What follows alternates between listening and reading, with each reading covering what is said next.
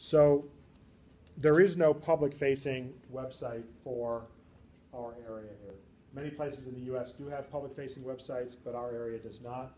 All of the data that goes into the MLS here, the MRED database, goes into, is fed into broker websites. So your office, no matter what member they are, probably has an agreement with MRED. I do, and I don't even do much business, where I could take and create my own website, and I do have a domain, cliffluxon.com, but it's pretty much worthless. I rarely ever use it. But I could put all of the data on the MLS there, literally, in other words, have it, just all the feeds from here show up in the MLS, and anybody who wants to move into northeastern Illinois can go to my website and look up every listing that's there. But they do the same thing on every other realtor's website that has that agreement. So the data pretty much is automatically available to the public, but the nice way this is set up, it has to be fed through and accessed through the broker's website. So it helps you to drive traffic to your website, to your address. And when you get into business, one of the things you'll want to decide in terms of attracting attention of buyers and sellers alike is having your own personal website that also ties back to the broker's office. So talk to your broker about setting that up and see what the costs are. Hosting and domain registration costs vary depending upon who the service provider is. I have an associate that I get that through at a somewhat reduced cost because I host a number of sites there for different kinds of things. And but you'll pay whatever you pay. You can create your own. You can have somebody create it for you. Tons of people willing to charge you hundreds of dollars, if not thousands, to create an awesome website. You'll have to decide eventually what's worth doing and what's not, but it's an option for you to do. So when I log into the MLS, this is what I see. This is roughly what you'll see. These things can be moved around. Each of these boxes has the ability to be moved in different places. You'll have notices and basically messages from the MRED MLS, and I will caution you that there is a lot to keep up with. These people are very good at being out front with changes in technology. So every couple of weeks you'll get an email about some new product or some update to an existing product. So if you're a little bit of a technophobe, like you're a little bit afraid of technology, you're going to have to get over that or just decide, I'm going to do with what I know and I'm not going to use all these new services. So for example here, this cloud CMA down here is a way to provide a CMA through a service provider that the MLS contracts with and that you have access to for free as a member. I just signed up today ahead of this class session to have that. I've never used it. So I played around with it just a little bit. We'll spend maybe 5 minutes messing around with that and comparing that to the other tool, which is under the reports tab that's up there at the top, where you can do market analyses inside the of the MLS software as well. So there's all sorts of different ways in which you can do things. You're going to have a pretty significant staff. I don't know, 45,000 members at $400 a year. They generate a lot of revenue and they can afford to do a lot of stuff. And their whole world is their website. MRED is headquartered in Lisle, I believe. They have a help desk there. They do training. They have a few annual conventions around here. And if you want to work the residential market in northeastern Illinois, except for Rockford and except for like Kankakee, you have really no choice but to be an MRED member. That's the only data. It's the only MLS there is. You have a dozen different realtor associations to choose from, but you need to belong to this multiple listing service, whether you're in DeKalb or Chicago or Waukegan or Joliet. This is the only game in town in that regard. Is there a good map of realtor designated areas? In terms of like, I want to work in a certain area of Illinois. Is there a better realtor group to join than another? oh, yeah, you could probably go to IAR, to the Illinois Association of Realtors website, and I think it's illinoisrealtor.org is their site if I remember. But you could just maybe even contact them via the phone once you're a member, or once you're licensed and you know you're about to join, and just say, I live on one of these fringe areas, or I'm going to join here, but I also want to know about Ottawa, or I also, it's like DeKalb and Sauk Valley used to be together, and I'm not even quite sure where Sauk Valley is exactly, what the geographic boundaries are, but DeKalb decided to come east and join MRED, and that, so I don't know what the rest of that small association has done. I don't know where they are. So every time MRED kind of grows, you get a little bit more area covered in here, but you also then have just a new border. What would really be convenient is if one day we had a statewide MLS. The largest MLS geographically, I think, is the Egyptian area, Carbondale and all that sort of thing in far southern Illinois. But it's not that big, member-wise. This is by far, this is 60% of all the licensees in the state belong to this association. Maybe more than that. Certainly more than 60% of all the licensees who practice residential do. All right, so things you can do with the multiple listing service. This, in theory, by agreement between all of the member brokers, is the place where all of your listings must go. Again, this is not a license law thing, so this isn't really a test question per se, but it's a contract arrangement where if you join the association, you must join the MLS. The only people who have access to the multiple listing service, therefore, are licensees or affiliate members, such as appraisers, home inspectors, anybody else who might use those kinds of services. General member of the public doesn't have access to this, period. That's just the way this local MLS works, and that's the case. So the tabs across the top, next thing after MLS, you can go to search, and there are lots of possible searches here. So you see the different property types that are there: detached versus attached single. That would be this typical standalone house is detached. Attached would be townhouses, condos, co-ops, that sort of thing. 2, 3, and 4 units are considered multi-unit, not multi-family. That's still considered residential by law. So it's also where we sort of, still consider residential property per se. Whereas if you drop down and you see multifamily, sort of almost down to the middle of that list, multifamily is 5 units and above. So that's different listing criteria, basically. Under the 2 to 4 units, you got mobile homes, land, residential rentals. So you got a house you're listing and you can't sell it. The client says, "Okay, can you put this up for rental?" The answer is yes.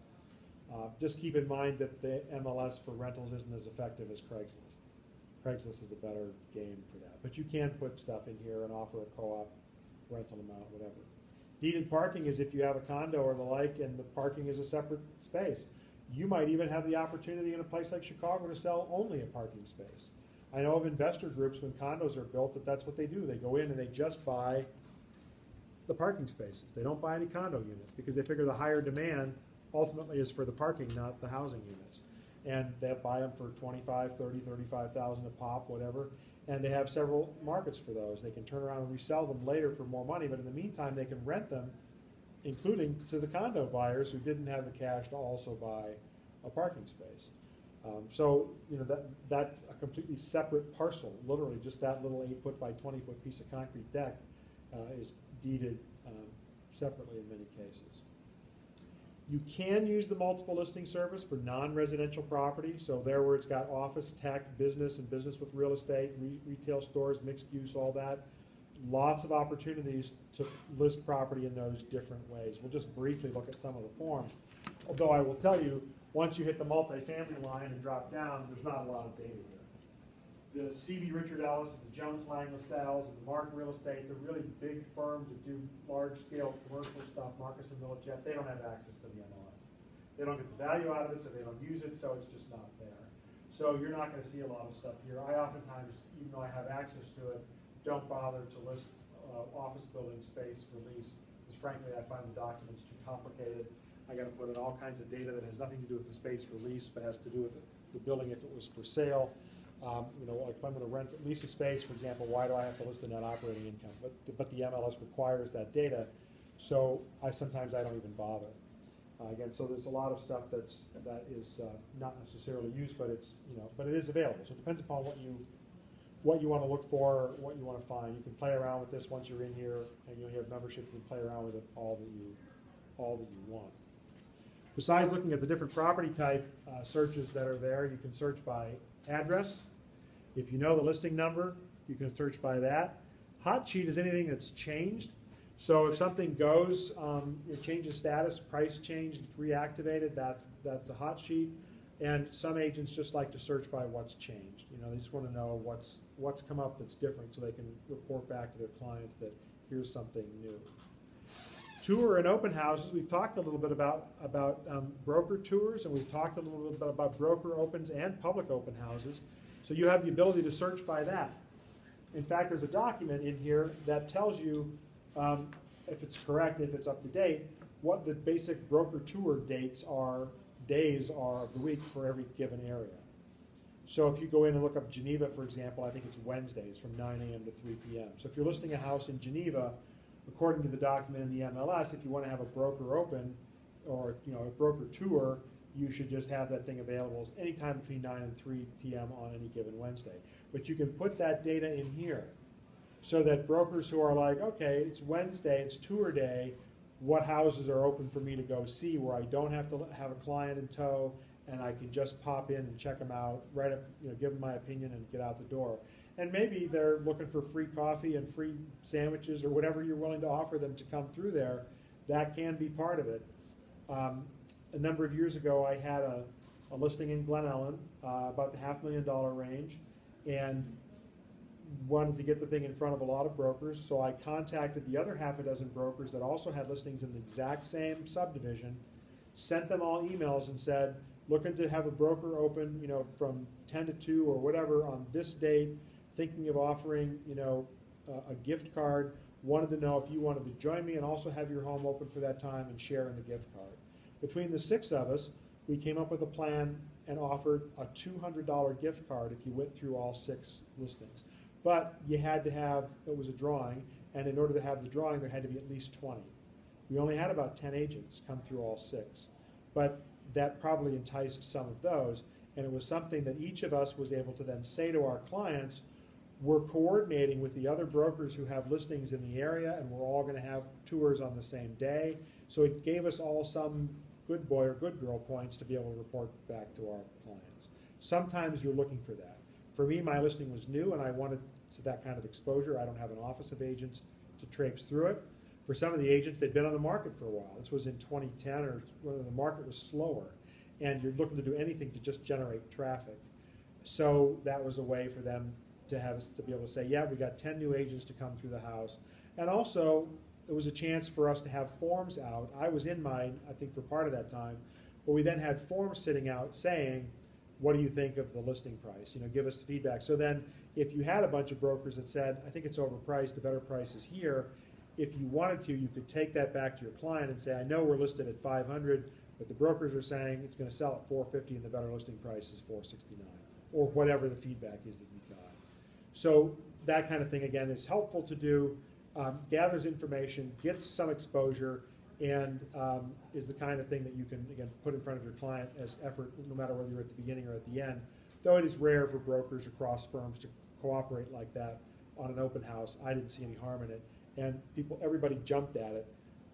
I think we only had one who ended up saying no for some other reason, and then I think, if I remember right, maybe we didn't even get 5 because I think somebody went to contract before we, so that came off the market. So whatever it was, we didn't have enough agents in total to have to give away the gift card or raffle it off. But that was a much bigger enticement to say you're going to have a shot at a $200 gift card than to say you have a shot at a $25 gift card or a free cup of coffee if you drop by or whatever. Again, this is just information that only goes to brokers. You can search by member if you're looking to find another agent. You can search by the office if you're just trying to track down offices. You can do a tax search. So you can look up all of the tax records for Cook and all of the other area counties around here. I don't remember how many counties it covers, but it's quite a few. And so that's helpful. We'll maybe even take a look at that in just a little bit. So all the tax records are brought in here and updated once a year. And then you can do an archive search. So some of this data goes back into the 90s. You won't get much information anymore because it's an amalgamation of different stuff from different multiple listing services that have merged around the area over time. But if you're going to list a property that you're pretty sure was listed before, but you can't remember when it was, or if your clients say, yeah, we bought this place in 2003, and you're curious, what did it sell for in 2003, you might be able to find that information right in here. Might, I say, maybe. But sometimes, that data is there. So stuff that is beyond enough, like 4 years, for example, you won't find when you do the regular search. You have to go in and do an archive search. And I think they drop off all the excess photos.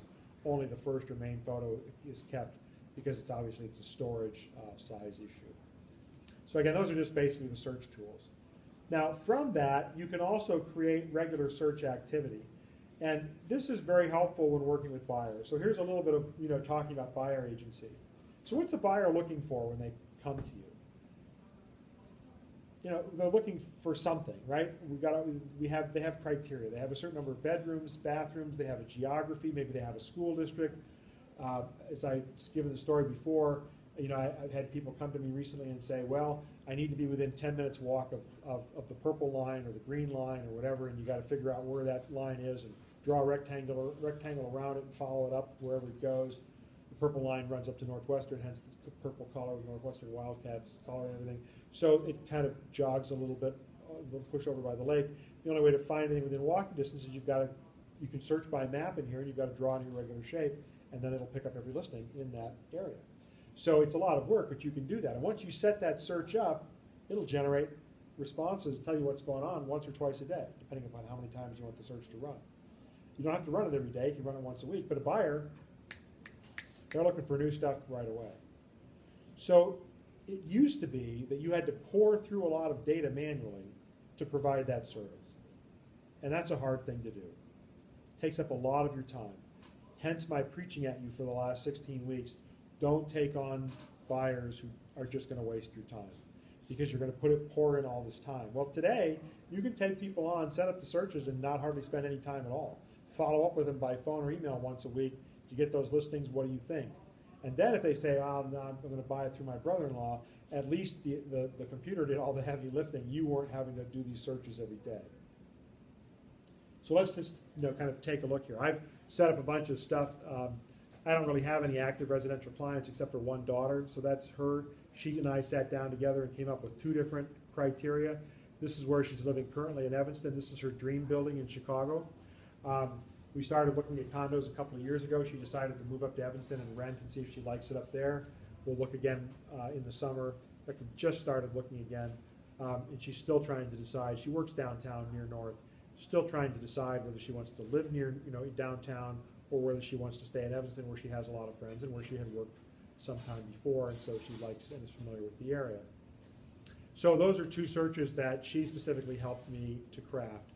And then every day I can go into the MLS and I can see what was sent, and I tell it when to run it, what time of day. These listings that run at 7 or 8 o'clock in the morning, or these searches rather, are that I come in and check here right after 8 a.m. That's a good time for me to look. There's not going to be anything new for that day, but the stuff that was set up the previous day, that evening, or whatever, is there. And again, these things get emailed off to whomever. For some of these that are here, like WCC Commute, that's for me. It's for my own benefit, based on different criteria. So these don't get emailed anywhere. Either they get emailed to my wife, I don't think I even do that, but they're for me to look at for my own account, for my own interest. So for those of you who are looking at investment property, you can do your own searches in here for that too. It doesn't have to go out to a client. Set yourself up as a client and say, this is what I'm looking for. I want to do Section 8 rentals, but I only want 3 bedrooms. So, and I only want them in this particular county or this particular area. You set up whatever criteria you want, have it searched once a day. You go in there and check it, and then information is updated every day. And you can also look at it and say, if rerun the search and show me everything that's current under that search, regardless of when it first came up. So, going here to, what should we look at here? All right, let's just take a look at one of my Wabansi commutes here. So to get the results, I just click on this number and go in here, and it'll just show me in list form what came up that particular day. So very quickly I can look at the status, and this tells me this one is obviously new. It's just come on the market. These 2 are price changes, so I might have seen them before, but there's a new change there, and it's based on whatever the criteria is that I put in there in the past. When I want to see them, I just click on any one of these listing numbers. Right now it's just coming up in sequential based on the list price, low to high, and I can just start at the top and look, see what I'm looking at, and then I can just kind of scroll through them. One of the things about the MLS here, you can have, we've talked a little bit about photographs, some of us, you can have up to 25 photographs in here, so you can get quite a bit of good photographic detail. You can even, though there's nothing here, you can put captions in on the photographs that might say, east facing front, or brick exterior, or living room, or whatever you need to have. And you can just click your way through these things, or you can see the thumbnail sketches that are here. I recommend that you get a decent camera. If you're gonna really want to sell your services to somebody, When I go out anymore, I hire one of my daughters that has a pretty good DSLR digital camera, and she comes and does it, in part because if you're a parent, you know you have to give your children money forever. So I might as well just pay her to do stuff rather than give it away. And it's a chance for a little father-daughter time. My wife has the same camera, and so I could just use that, but I'd rather have her do it. I did about 3 years ago, I had a particularly good year, so I dropped $700 on a wide-angle lens. I was looking for a tax write-off, and she needed one of the lens to use, so my $700 lens lives at her place. But again, all I need to do is call her, and she comes out and she takes the pictures. I used to take them all myself, but these days I just really would rather not bother. And since it's digital, again, I got a ton of photographs, and she'll download them to my laptop or whatever, and then I just select the ones that I want, or she crops them for me first. You can also now modify some of these, but you have to say that the photograph has been virtually staged. So occasionally, let's say, for example, that this is a bare wall and there's nothing on it, and you think it would look better if there was some artwork. You might get a broker who'll Photoshop in some artwork, or they'll think the pictures that are there are ugly or inappropriate, so they'll Photoshop that out and put in blank wall. So you have to be aware of that a little bit today, that's allowable. I remember a listing, the same daughter of mine who's been really working with me since she was in her teens. We had a listing in Aurora in the 90s, and when I took the photograph in the family room, the flash reverbed back off of the photograph, or the picture that was above the fireplace. And I didn't see it, and this was in the old days, and you had to have the pictures developed, and then you'd scan them in. It was a lot of work, and that was the only good picture I had of the room, and it had this camera flash, in the middle of the thing. So, and again, this is in '98, so she, with whatever software she used at the time, took a picture of the house and set it in that picture frame, in that photograph, got rid of the camera flash, and it wasn't, anything about the house, but it totally changed the character of that photograph and made it usable. Well, in those days, there were no rules about that kind of thing. Today, you can do that, but you need to disclose it by just saying virtually staged or whatever here. I have not done that at all of late. I typically don't find that to be necessary, but just keep in mind your photographs that you put up here, they do end up being accessible to the public. And if you work in a brokerage of any size that has an advertising and marketing department, they will grab your photos when they're looking for stuff to put in their newspaper ads or on the website, or any featured ads that you might get them to run once a month, or however often that you convince them to do that. So photography is a big deal. There are companies that will do photographs for you. And anyway, so that's just, you can just scroll through these all that you want. Make sure you have all the pictures that really matter. This is also a good idea if you have a floor plan. I put an apartment building in here a couple of years ago, and I had the layout of the individual units as well as the floor plan of the building. When you have apartments, 1,000 square foot apartments, you don't need 25 pictures, so it made a lot more sense to do this kind of thing. And this is common with new or recently new construction or to be built construction. You could put floor plans and other things in here. It doesn't all have to be actual photographs. Information that's of value. But this is putting your best foot forward, right, and doing that kind of thing, making sure it's available for people. There's also, as part of this listing, there's also something, when you put listings in, there's also something called reverse prospecting. So we looked at the fact that I have this search here. When I set this up, I can tell the MLS whether I want to allow reverse prospecting or not. They don't know who my client is, but the broker who lists this house knows, if they want to search, that I have a client and this house has come up and it's been seen by me or by them. So I will occasionally get emails from brokers who have listings on which they're not getting enough action that'll say, hey, tell your client that that you're searching for this house for, that we're having an open house on Sunday, or that we're reducing the price in a week, or whatever. And so that is another option you have. It communicates with the listing agent that you've got buyers, and then the listing agent might tell you something special about that house when it first pops up. They can't reach out to your clients, but they can ask you to reach out to your clients if you are willing to do that. Lots of wonderful tools. Get trained in the MLS. I have never had formal training in this multiple listing service. I got involved in this business almost 20 years ago, and this is like the 5th iteration of this, merge after merge after merge. The MLS that I first belonged to hasn't existed for well more than a decade. Yeah, get trained in this. once you pay a fee to get signed up as an agent, the training after that I think is free. And they have a 10-day published training schedule all around the Chicago area. Go and learn how it's used. And that they have various times. So like if you have a teaching schedule, if you've got a day job, if you've got a business you've got to run, you're not the only one. Out of 40-some thousand members, they've seen you before. And so they'll have opportunities for you to get in and get trained and see what things look like. And by all means, play around with it all that you need and want, all kinds of things. You can map this, so if I want to see, well, where is this exactly? I can just click on that and the map pops up and it shows me that. I can then use this map. If I've got a bunch of listings, I can route my showings that day. So this is helpful with buyer agency as well. Try not to waste your buyer's time.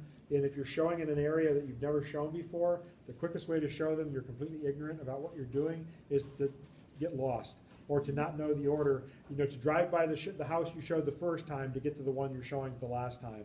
And pretty soon they'll get an idea, do you know this area at all, So this will help you route them in the most efficient order, and then you can go 1, 2, 3, 4, 5.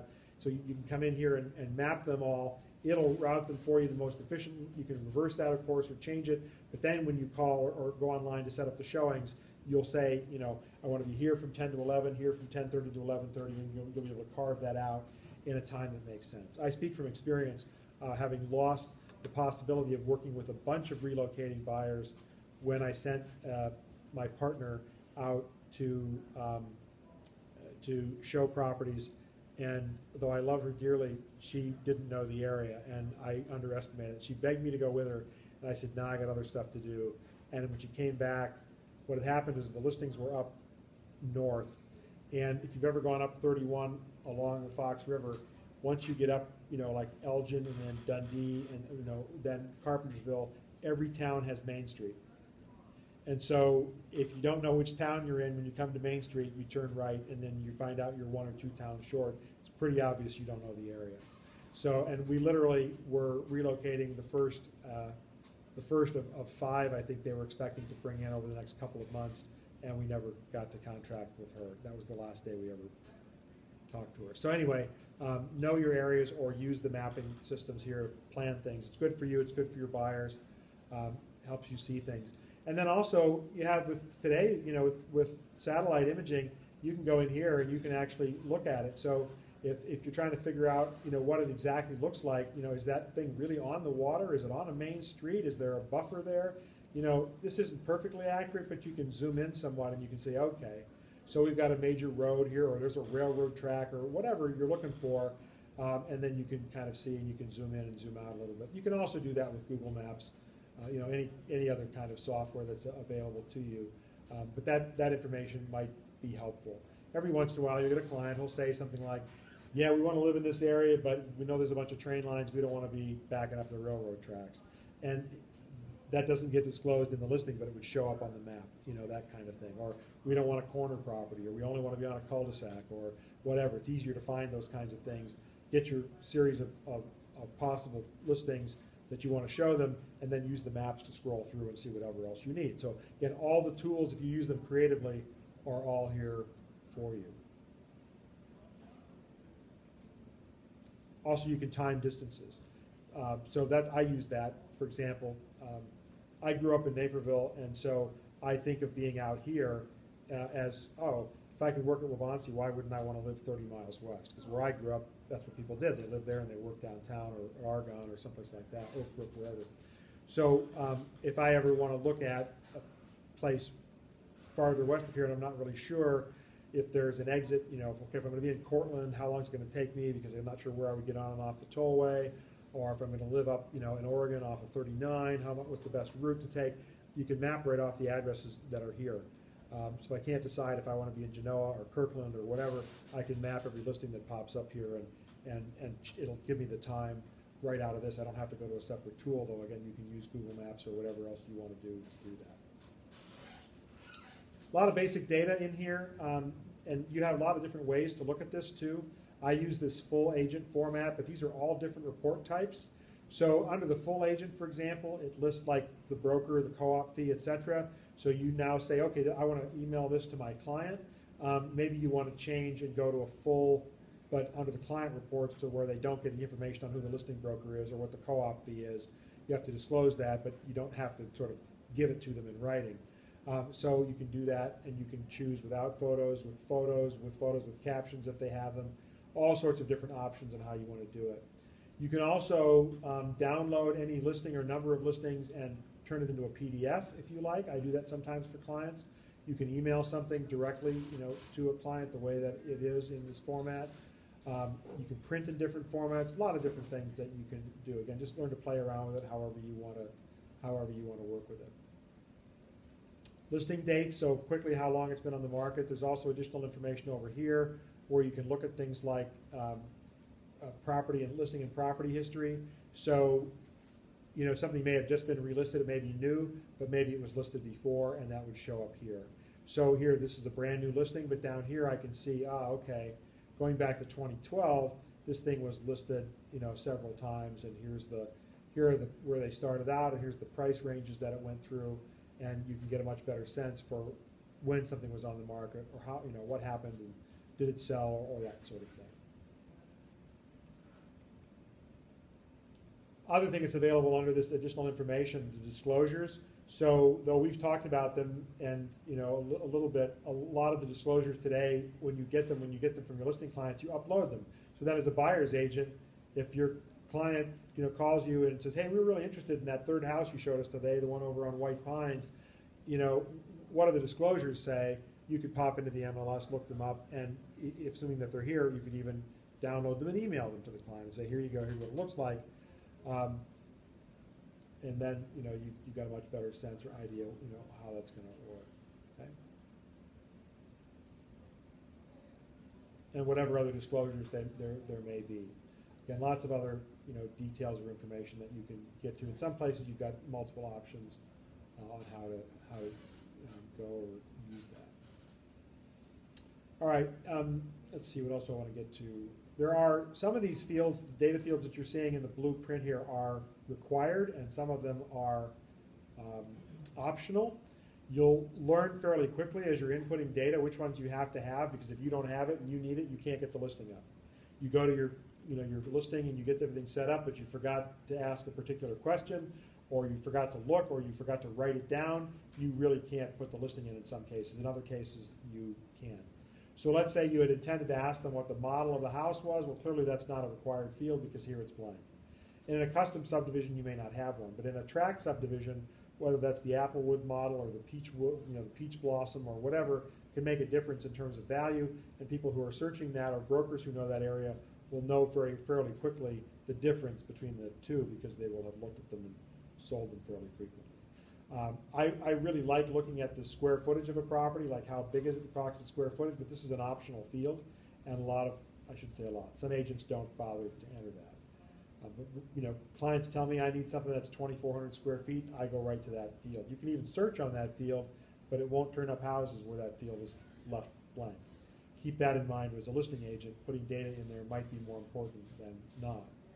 So you're not importing any information from anywhere, you're entering? You're probably entering everything unless you're cloning it from a prior listing.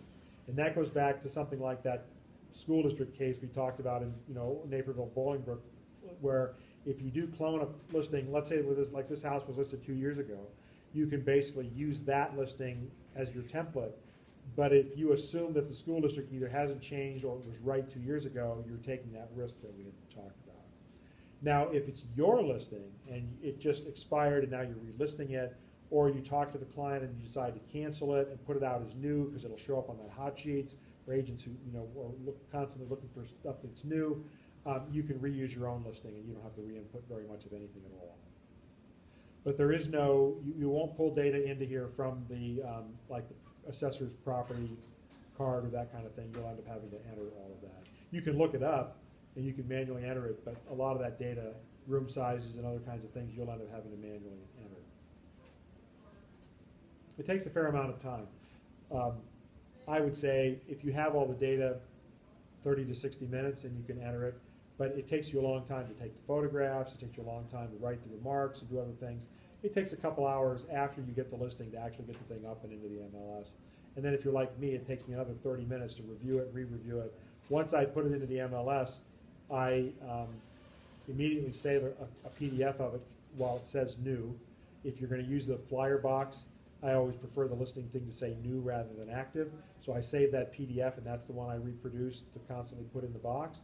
But I also email a copy of it to my client and ask them to review it and approve it.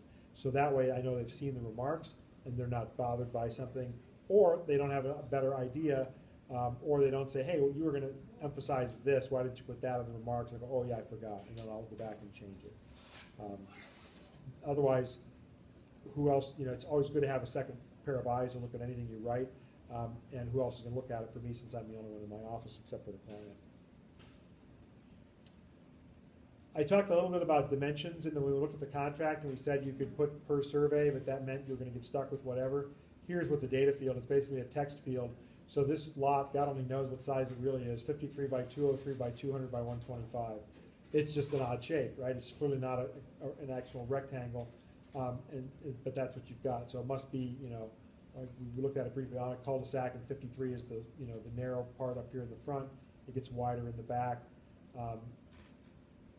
Again, I just can't tell you exactly why. It's usually, I guess it's only 125 feet wide in the back. It's 200 feet deep on each side. That must be really what it is.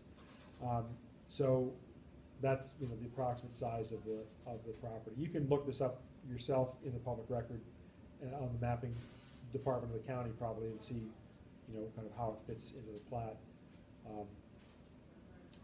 Let's see, what else was I going to mention here? Basic information, obviously, like bedrooms, bathrooms, depending upon which format you use is placed in different areas, and you'll get used to that. All of these fields you're seeing are things you can search on. So like, somebody says, I need a 3-car garage. I've got friends now who are in the Fox Valley area who he needs a minimum 3, maybe even a 4-car garage. So literally I've gone in and just searched like a wide range of area, 4-car garage. Doesn't turn up much, but what it does turn up, I can look through pretty quickly and send them and say, here's what we've got. All right, let's take a look at the tax information down here. So, let me make a point. These remarks are very important. They're limited. This is probably about the full amount of characters you have. You want to maximize the value you get out of this. This is what does show up in searches on other brokers' websites. These are the comments that are public facing. So these are what the buyer prospects are going to see.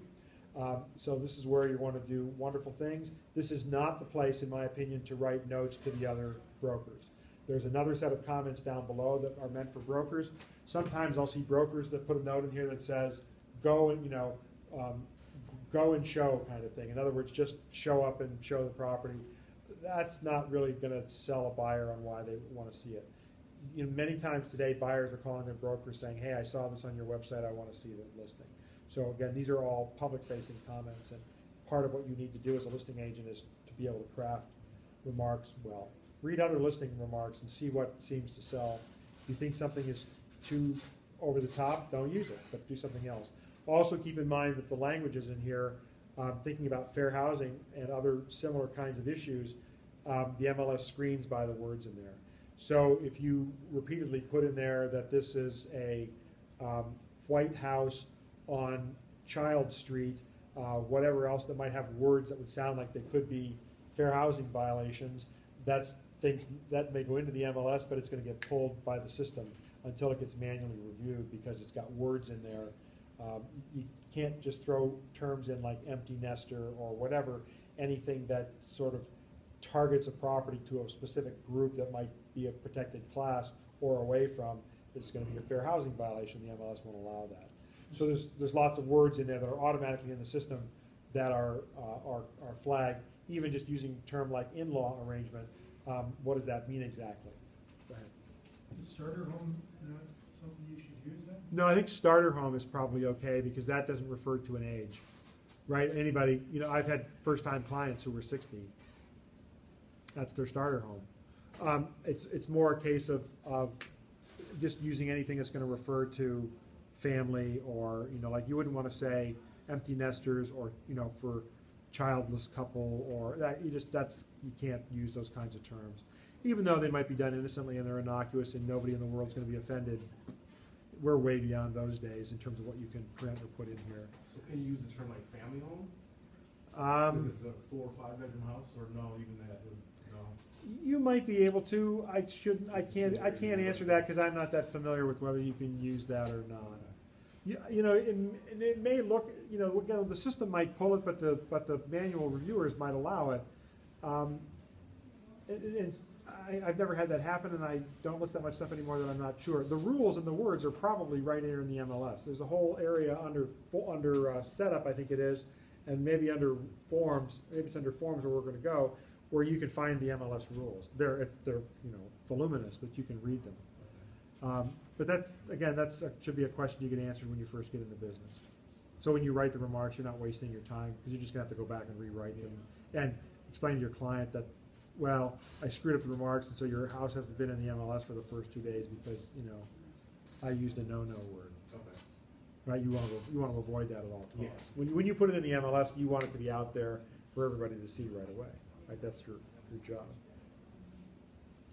All right, so that's enough about remarks. Again, just kind of know and understand that that's where those are going.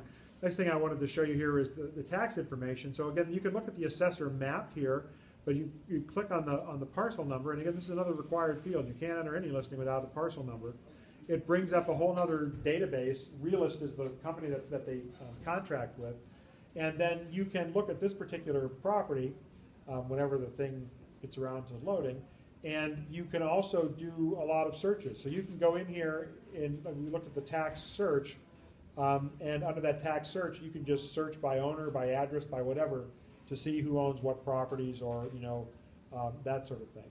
So here, just basic property information tells you who the owner is.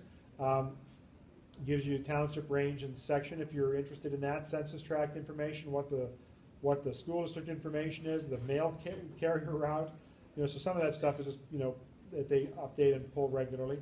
You can click here and go right to the county, the county assessor.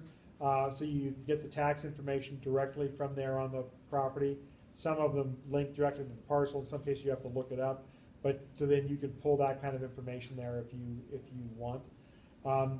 Then you can look at what the tax bill was for the current and the past several years. Again, this gets updated once a year.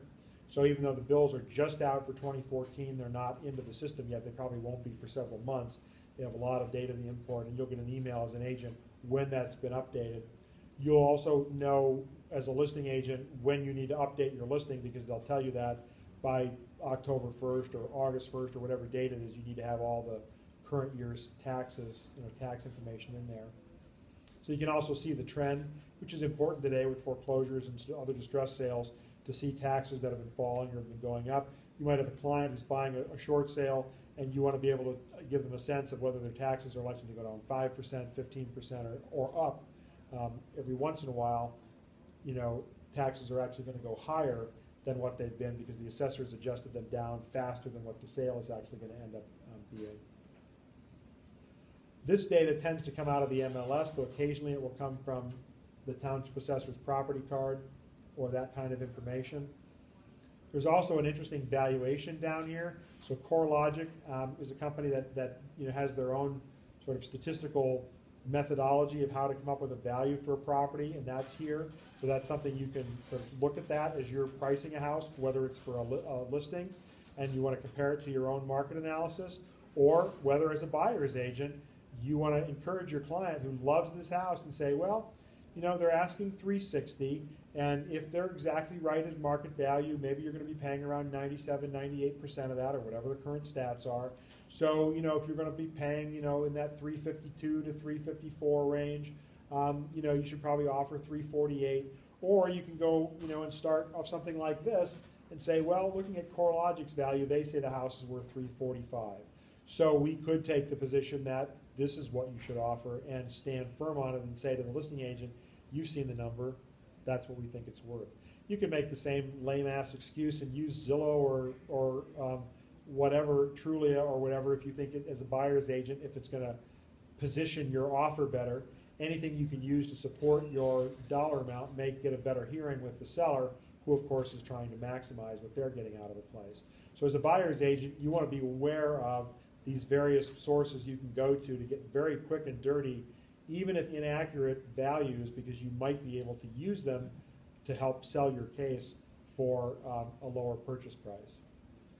Assuming you don't have a hot property, it's already priced right in a competitive market. Anyway, a lot of other information on the property here, and any listing history might be here. Plus sale history data is here, so you can also get a sense of what's happened.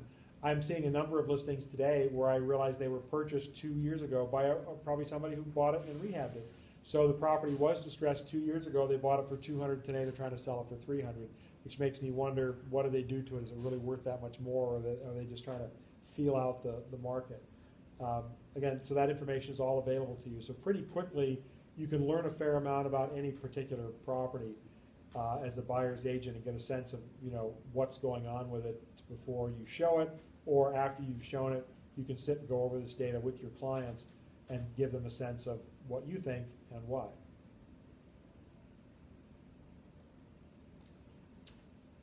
If you want to go to the map, and if you want to go in here further, you can actually use, within this, there's also a comp tool. So the township assessor system and this realist tax tool is also available to allow you to use, to try and select comparables.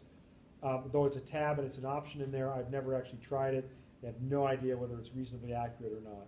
So really within the MLS, there's Cloud CMA that we just looked at really briefly, and we'll take a minute to look at in a little while.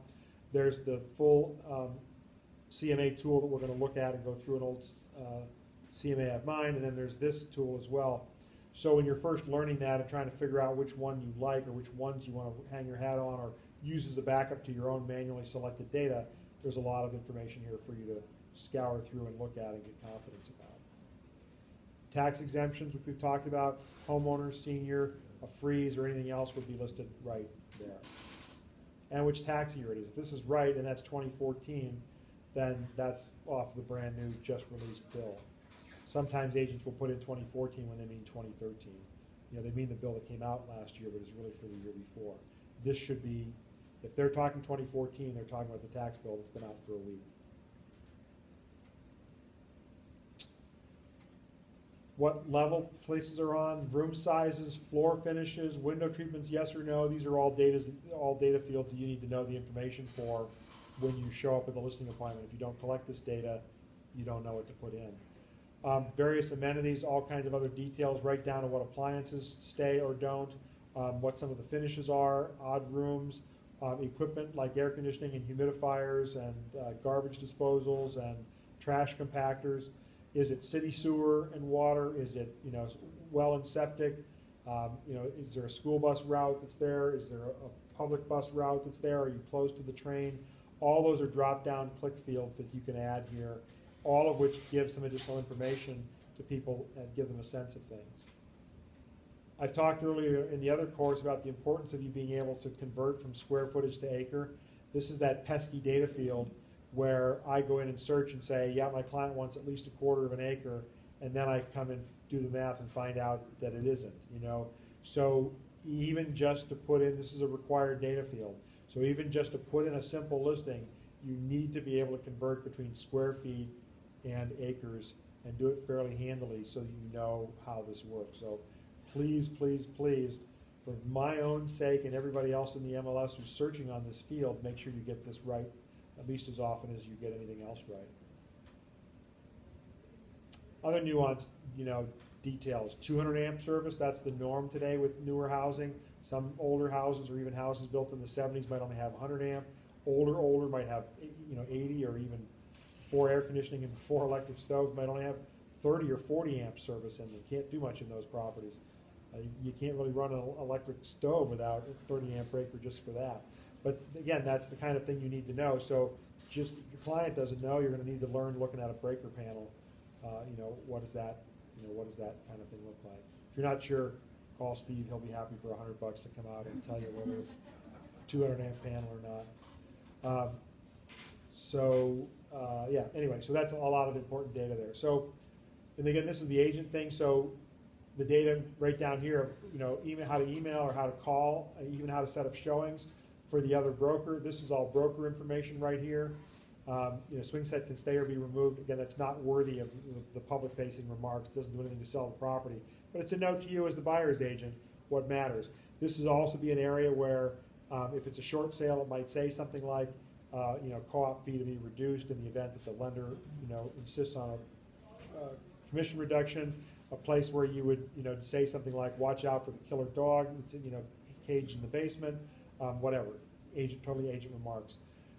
Your co-op fee is right here, 2.5% minus $200. That's fairly common today. Co-op fees aren't typically a straight percentage anymore. They're a percentage minus an administrative fee. About 10 years ago, brokerage firms trying to raise their fees without raising their fees started trying to institute a service fee on their listings. Sure, we still do it for 5%, but now it's 5% plus $300 as a way to try and cover the clerical expenses of putting things into the MLS and updating them and all that sort of thing. That didn't go over very well. So the listing agents decided to fix the problem by charging the fee to the buyer's agents instead. So that's really what's happened. So you'll see that fairly frequently. So although we talked in broad percentages, here, this is what this is saying here, and it's on net sales price. So if there's some credit or something else, the commission would be reduced by whatever the credit is as well, as opposed to being on the on the gross sale price. It tells you here it's an exclusive right to sell listings, so it's not an exclusive agency. And let me see what else am I looking for. Special compensation information, none. So there are no exemptions or exclusions, nor is it a variable commission. In other words, there's no discount for dual agency. This field is where that kind of stuff would be disclosed, and it's disclosed by a single letter. So I can't remember what those letters are, what they stand for, X, Y, Z, whatever they are. They mean something special. A lot of agents don't even look at that. So, but that's there. That's how you disclose to the other broker that there are exceptions or there are exclusions, that you may bring an offer from the Smiths, but the Smiths are actually not covered under the exclusive right to sell agreement. And that was up to the buyer's agent to look at this and ask you, what are these exclusions, exceptions, variable rate commission. Variable rate commission is important if you're presenting in a multiple offer scenario. As a buyer's agent, ask, do you have any other offers? Always ask, do you have any other offers? And if the answer is yes, ask, are any of those offers yours? Ask the listing agent, am I competing against you? Because that's a special criteria where you want to have the opportunity to present your offer, not the listing agent, right? Because you're advocating for your client, and the listing agent he's got an audience. He doesn't have to worry about whether he's going to get to present his dual agency offer to the listing client. He has the audience automatically. So the last case I had with this where that came up, I not only insisted that I make the presentation, but I insisted that we go last. I wanted to know that the listing agent had already presented his offer. So they did that. Whether it made a difference or not, I don't know, but my buyer got the house. I wanted to feel like, I was comfortable that, the listing agent wasn't now going to be presenting for his buyer knowing what my buyer presented. I wanted to, force his client's hand. So that's just one of those anomalies you need to be kind of aware of and savvy of, and you probably won't think of until it happens to you and you go, oh, maybe I should have gotten more involved in that on behalf of my client. See, these are some of the agency nuances that the textbook doesn't address, right? Little things like this that are really about advocating for that buyer and really doing the best job, and that can really make that difference, just being savvy enough and understanding that enough. And if, for example, all you did was work with buyers, some of these things that I've talked about here would be part of your routine. You would do it every time. But if you mostly work with sellers and you do a couple of buyers a year, you'll never be as good at working with buyers because your habits won't be as good because you're not doing it all the time. So as I often say, consider specializing. The more you specialize in any aspect of real estate, the better your habits get, the better you are at doing that particular aspect of it. All right, so I'm going to go from here and leave our little search here, and I want to go over and look at forms. So there are several different things here. Two of them don't mean anything to us because I don't have state and association forms or broker forms to look at here. But if your broker has specific forms, say you go to work for a large brokerage firm, they can put their forms on the MLS. So you can actually download your own listing agreements, your own, whatever forms that you need. Same thing with the associations, they can put them up here or whatever. I don't use this stuff at all, so if I go there, those fields are blank. But MRED's forms is pretty interesting. And so here's their rules and regulations. Again, it's a pretty significant file. It was recently updated. And you can spend a lot of time going over this. It's not a bad thing to do. It's just not something we're going to look at now. I wanted to draw your attention to this exemption authorization and exemption policy. Once you join the association and the MLS all in the same afternoon when you sign up with your broker, your residential broker, you'll be obligated to put every listing you have into the MLS. The only way you can get around that is to have written authorization from your client not to. So if I find out that you have a listing that's not in the MLS, I can make your life uncomfortable if you don't have this. Because I can go to you or go to your broker, or I can report to the MLS that, hey, so-and-so is violating MLS rules. They've got a listing over on Main Street and it's not in the MLS, and I don't think they have an exclusion. So the sort of rhetorical question is, maybe it's not a rhetorical question, is why would a listing agent not put a listing in the MLS but put a sign in the yard? Why wouldn't they want it in the MLS right away? What are they hoping to have happen? Yeah, sell it themselves. So by MLS rule, you have 72 hours. From the time you take that listing and the listing marketing period starts, you've got 72 hours, and this is not a test question thing, but there's a lot of rules like that in the MLS that if you don't follow them, you can get fined, and they'll fine you in some cases as much as IDFBR. And yes, they have their own hearing process, and unfortunately, yes, I've been through that. And yes, I had to pay a fine, but a long time ago, 1998. So you need to, kind of know what's up here and know what these things are, and so you should have a copy of that in your briefcase at all times in case for any reason your client says, well, yeah, let's get the marketing started, but we don't actually want any showings for that first week. You can say, well, okay, we'll put the sign in the yard, and we can put it in the queue for advertising, but once it goes in the MLS, I can't really do much of anything with it. I mean, you could put it in there, but then put it on temp status, in which case it's going to stop showing up in people's feeds anyway, so what's the point? So you might just say to them, well, we'll put the sign in the yard, but let's not put it in the MLS for 4, 5, 6 days. And I might say, fine. And that may seem fine because you've got an oral agreement with your client, and they're not going to complain about it necessarily, but by contract, other agents can. So you have to get that in writing. So that's what this exemption authorization is, a single or maybe 2-page form, PDF format, of course, that you put in front of your client. And there's just a gob of options here. I'm not going to look at the detail, but it just says, how long do you not want it in there, or don't put it in there until a given date, or until we finish something, like we don't want it listed until we get the the professional photographs or the virtual tours done, or until I've finished pulling the dandelions, or whatever you need to do, or don't ever put it in there during the entire listing, or until some written notice. Again, you need this and you need it signed by the client. It's not a license law violation. It's not a duties kind of issue. It's an MLS rules, you belong kind of thing that you do have to watch out for. I have a question. Yeah. Sometimes listings don't show the address. Yeah. So when you go to, we looked at that very briefly. Let me go back and just look at the search, and I'll come back. So we saw this really quickly. Let me just go back to one of my, well, let's look at the exact same one I think we looked at already. So you have the choice when you go to put it in whether you want that there. So here's the data field right here. Again, this is the agent viewing of it.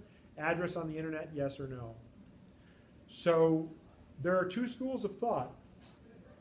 As a listing agent, it's a little bit like multi-level marketing. It's a little bit like an Amway kind of thing, where you control the data, you control everything, and you want other people to do your work. As the listing agent, the fee has to run through you, right? It's your listing, so you can just put this in the MLS and go play golf for the next 3 weeks until somebody else sells it. Now, if you also want to generate other activity, then maybe you don't put the address online or in any of your ads, because what do people then who are curious about it end up doing?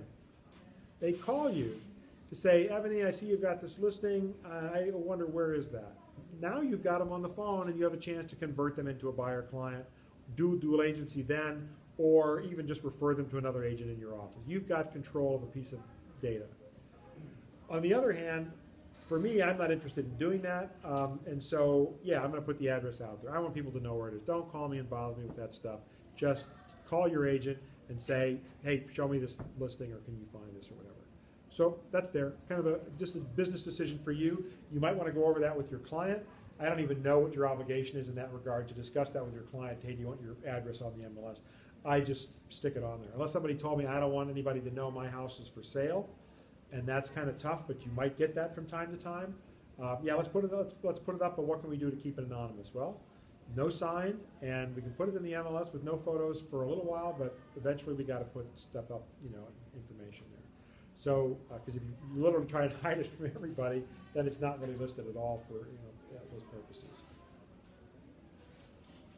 All right, so other things I wanted to show you here, maybe we'll take a break and then come back and look at this in a little bit of detail. Yeah, why don't we do that? Why don't we take a break? Well, if we can come back around 5 till, then we'll look at some of these other forms. So some of them you're going to use a lot, and some of them you'll just use occasionally.